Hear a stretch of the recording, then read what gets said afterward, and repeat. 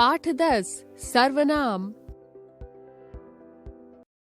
सर्वनाम शब्द दो शब्दों के योग से बना है। सर्व नाम, सर्व का आशय है सब और नाम का अर्थ है नाम। ऐसा शब्द जो सब नामों के पहले प्रयोग किया जा सके कहलाता है। क ख, अमन मेरा मित्र है, अमन मेरा मित्र है। अमन मेरे पड़ोस में रहता है, वह मेरे पड़ोस में रहता है। अमन के पिताजी वकील हैं, उसके पिताजी वकील हैं। अमन की माताजी अध्यापिका हैं, उसकी माताजी अध्यापिका हैं। अमन को क्रिकेट खेलने का बहुत शौक है, उसे क्रिकेट खेलने का बहुत शौक है। अमन ने क्रिकेट में कई पुरस्कार जीते हैं, उसने क्रिकेट में कई पुरस्कार जीते हैं। क वर्ग में छपे वाक्यों में संज्ञा शब्द अमन का बार बार प्रयोग हुआ है, जो पढ़ने और सुनने में अटपटा लगता है तथा उससे वाक्य के प्रवाह में बाधा पड़ती है।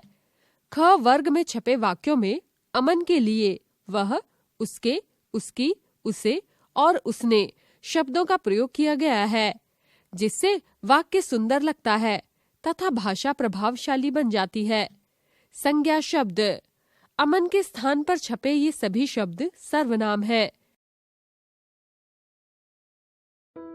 जो शब्द संज्ञा के स्थान पर प्रयोग में लाए जाते हैं उन्हें सर्वनाम कहते हैं, जैसे मैं, हम, तुम, आप, कोई, कुछ आदि।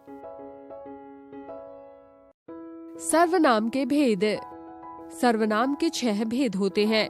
पुरुषवाचक सर्वनाम, निश्चयवाचक सर्वनाम, अनिश्चयवाचक सर्वनाम, प्रश्नवाचक सर्वनाम, संबंधवाचक सर्वनाम, निजवाचक सर्वनाम।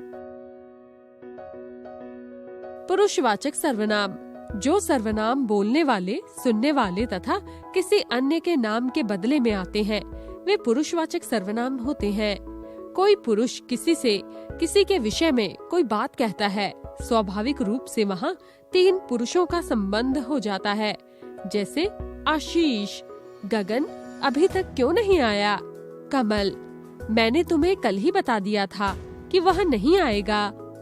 उपर्युक्त वाक्यों में रंगीन छपे शब्द संज्ञा के स्थान पर प्रयोग किए गए हैं, अतः ये सभी पुरुषवाचक सर्वनाम है।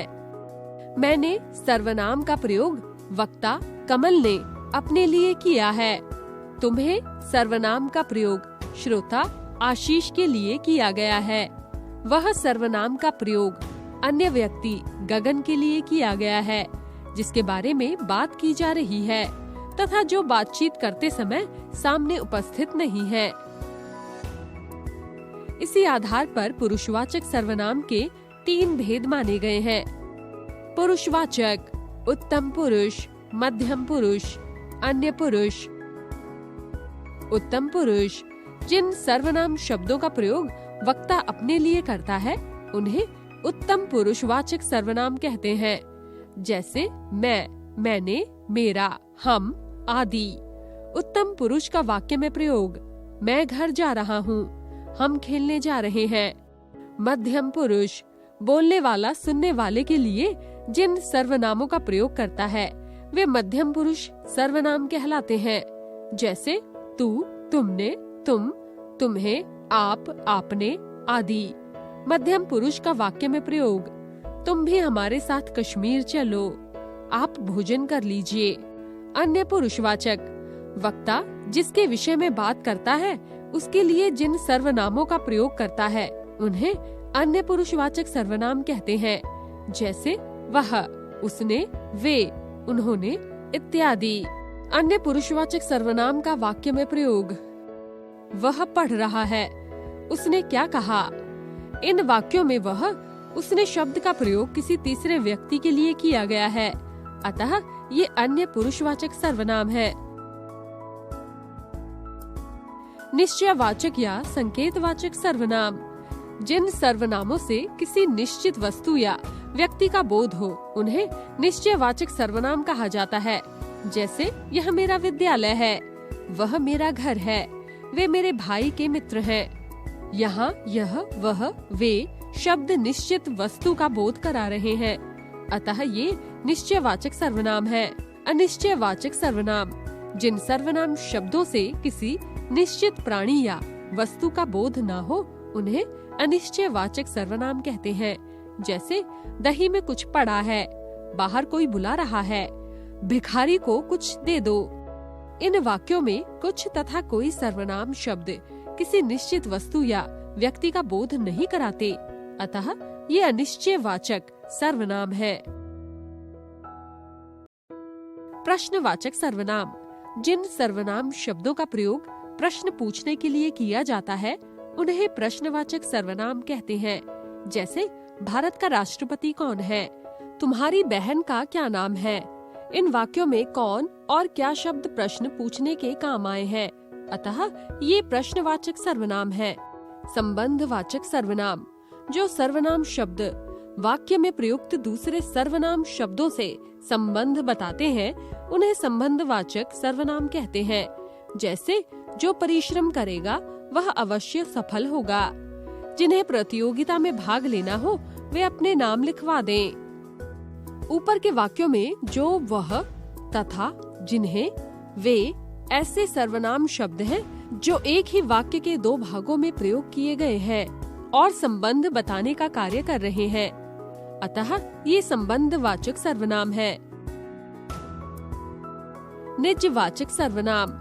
जिन सर्वनाम शब्दों का प्रयोग स्वयं अपने लिए किया जाता है तथा वे निजत्व का बोध कराते हैं उन्हें निजवाचक सर्वनाम कहते हैं। जैसे मैं अपने आप साइकिल चला सकता हूँ, मैं यह चित्र स्वयं बना लूंगी। इन वाक्यों में अपने आप व स्वयं शब्द निजवाचक सर्वनाम है। विशेष। जहाँ आप शब्द का प्रयोग सुनने वाले के लिए किया जाता है वहाँ वह पुरुषवाचक मध्यम पुरुष आदर सूचक होता है, परंतु जहाँ आप शब्द का प्रयोग अपने लिए होता है वहाँ निजवाचक होते हैं। जैसे आप वहाँ से कब लौटेंगे।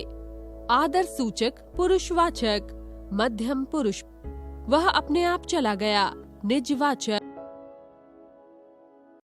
हमने सीखा। जो शब्द संज्ञा के स्थान पर प्रयोग में लाए जाते हैं उन्हें सर्वनाम कहते हैं। सर्वनाम के 6 भेद होते हैं: पुरुषवाचक, निश्चयवाचक, अनिश्चयवाचक, प्रश्नवाचक, संबंधवाचक तथा निजवाचक।